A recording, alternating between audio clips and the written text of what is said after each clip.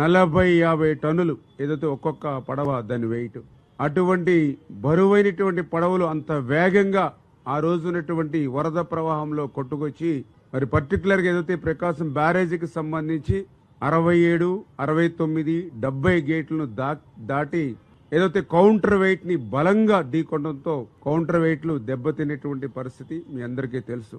అదృష్టవశాత్తు బ్యారేజీకి సంబంధించినటువంటి మెయిన్ కట్టడానికి గాని, బ్యారేజీకి సంబంధించినటువంటి గేట్లను గాని అది తాకకుండా కౌంటర్ వెయిట్ ని తాకడం వల్లే కొంత నష్టం గాని ఉపద్రవంగా కానీ లేకుండా అయినటువంటి పరిస్థితి. నిజంగా గేట్లను గాని లేదా కట్టడాన్ని గాని తాకుంటే మళ్ళీ ఎంత నష్టపోయే వాళ్ళం 5-6 జిల్లాలు అనేటువంటి విషయాన్ని కూడా ఈ ప్రభుత్వం గుర్తుపెట్టుకుని వెంటనే ఏదైతే ఆ యొక్క అంశాలు ఏవైతే ఉన్నాయో వాటిని వెలికి తీసే విధంగా దర్యాప్తు చేయమని చెప్పేసి కూడా ఎవరైతే పోలీస్ అధికారులు కూడా ఇరిగేషన్ శాఖ నుంచి కూడా మనం కంప్లైంట్ చేయడం, దాని మీద దర్యాప్తు కూడా వేగంగా జరుగుతున్న విషయాన్ని కూడా ఈ సందర్భంగా తెలియజేసుకుంటూ, ఎందుకు ఇటు రైతులు గాని ఇటు రైతు సంఘాలకు గాని ఎవరైతే ఉన్నారో వాళ్ళందరూ కూడా ఒకటే కంప్లైంట్ చేస్తూ ఉన్నారు.